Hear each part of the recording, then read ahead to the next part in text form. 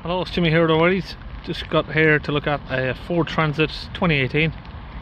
So it's had some ongoing issues with the DPF and manifold, pressure sensor codes, turbo codes and stuff.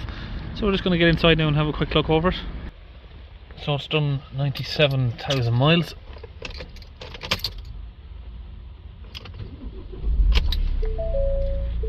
AdBlue malfunction, no start in 137 miles.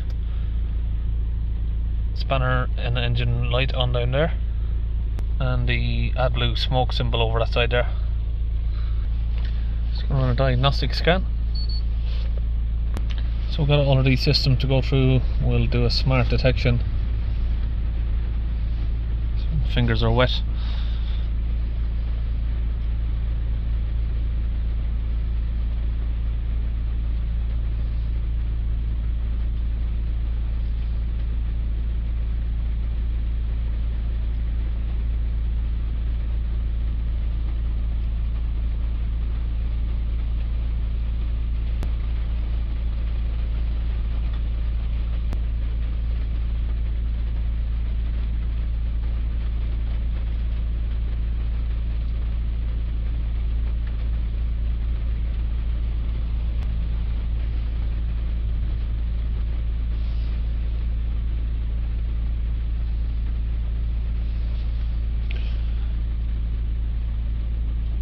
Incorrect conditions, particle filter restriction, correlation between manifold absolute pressure and atmospheric pressure, turbocharger boost sensor A, circuit low voltage, intake airflow, A control system low airflow detected.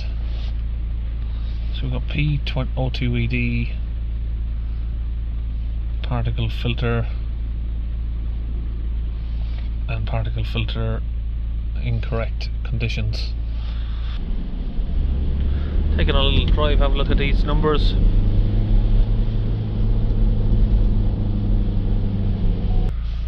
So these two here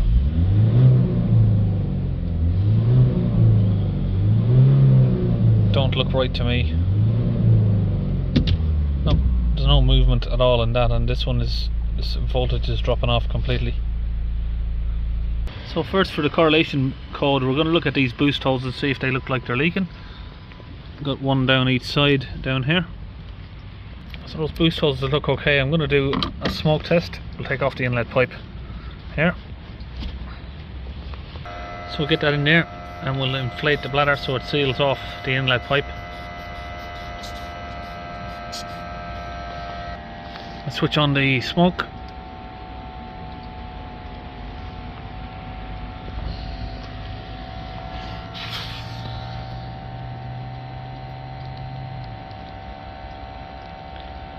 Now we're getting smoke, we'll connect that up to there.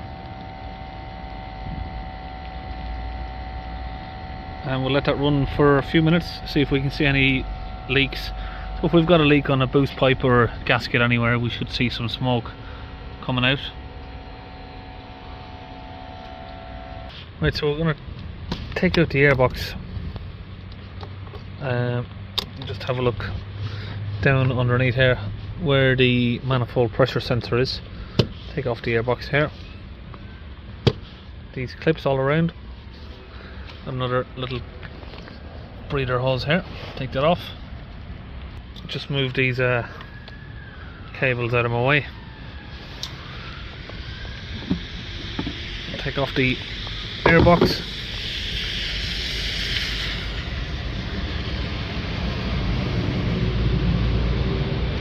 So it looks like the air filter is deformed. You can see there it's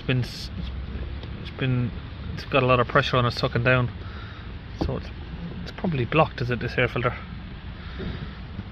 Yeah, I'd say so. I'd say that's a blocked air filter, to be honest.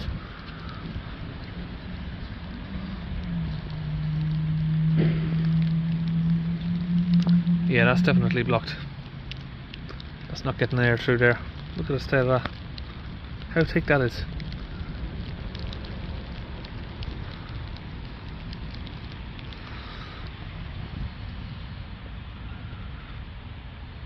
Well, he says it's been serviced a few thousand miles ago, and then it's just come out of Ford as well. Less than 1,000 miles ago, had a DPF regen and a pressure sensor, and obviously the fault's come back. So I'm just going to remove this bolt from the pressure sensor, try and get this airbox out of my way for a minute. I want to have a look under it.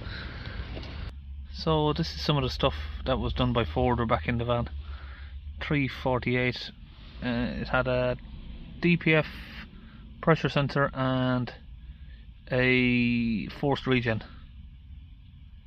Okay, I got the airbox out of the way, and we've got the manifold pressure sensor here, or boost sensor, whatever you'd like to call it. Get that out. Take the plug off and twist until we get the sensor out. Surprisingly clean, to be honest. I was expecting to maybe see that blocked up with soot. If the air correlation, you know, if it's been air and fuel mixture is out, it's going to be creating extra soot. Now it can be a bit of a smart arse if I want to and pull this apart and test the wiring, but pretty sure the wiring looks fine on that, to be honest. Got a sensor here, and I'll just put the sensor on it, try it. If it doesn't make any difference, we'll take the sensor back off. Got an original sensor here from Ford. That's it. Let's get that on. Okay, that's that sensor on, the new one. We'll put this old one back in the box for a minute. You can see there that sensor looks pretty new there, that DPF pressure sensor over here. So obviously Ford have changed that. Okay, that's everything connected back up for a minute. What I've done is I've taken the lower foam off of the air filter just to help it breathe a bit better for now, and we will get a new filter in there soon, but just need to test how the van's going to drive with the new sensors on. Okay, back inside. We can see we have readings straight away there without the vehicle even being started. That's the atmospheric pressure there that we're getting from that sensor, and we have 1.3 volts, which we didn't have.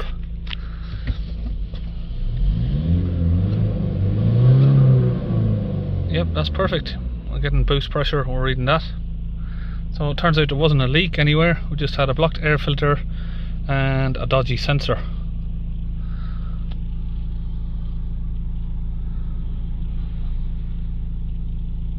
Okay, now looking at the DPF pressure, according to this, is 160 HPAs. If we hold it up to 3000 RPM, it's hard to hold it steady. So it's gone up to like 920, 900 HPA. It's taken a long time to come back down as well. I've just tagged up some more of the items here. Soot loading. So we've got different. We've got one that says 54, then one that says it's 222. So it's a bit contradicting. Massive soot in the particle filter, closed loop at 3.3.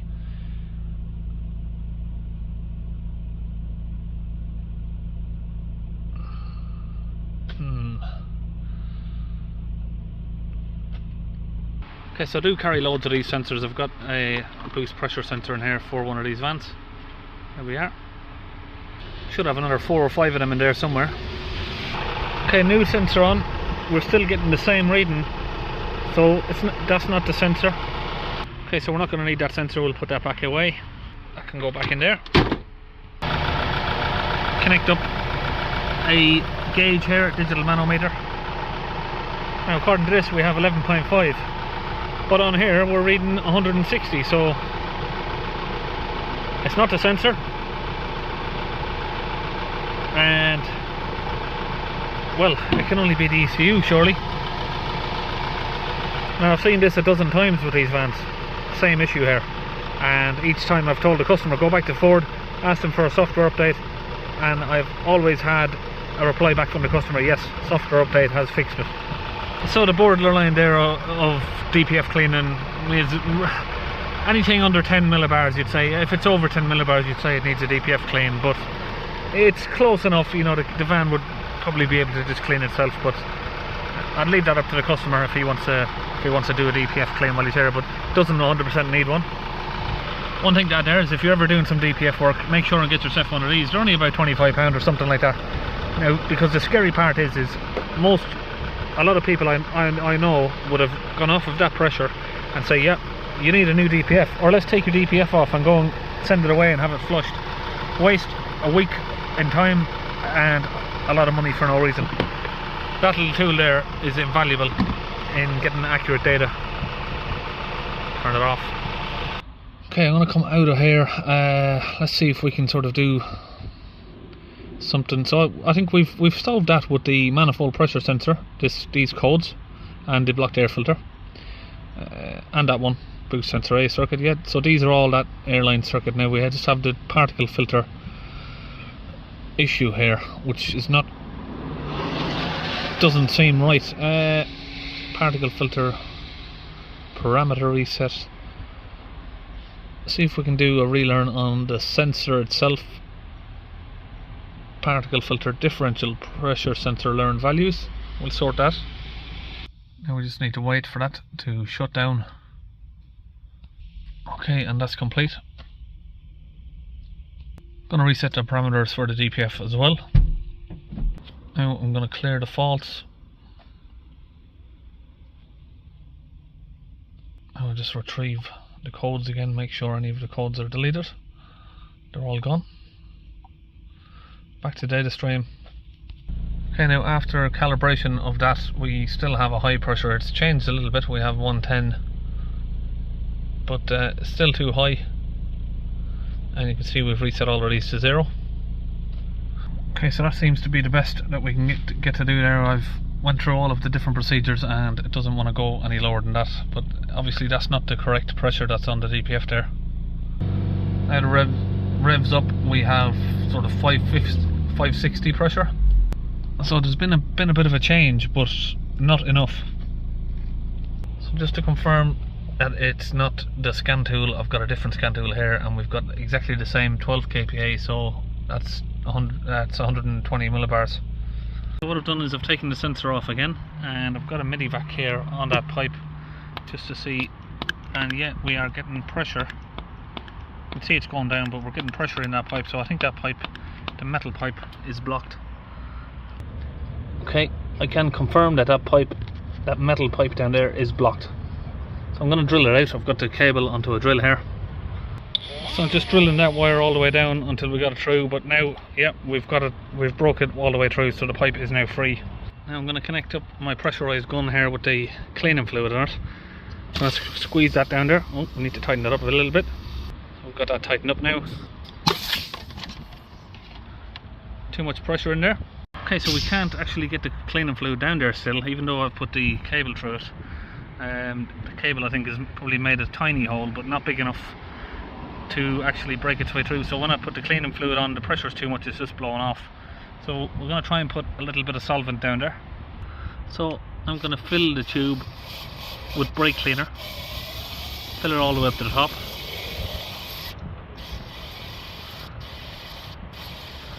Give that some time to soak down.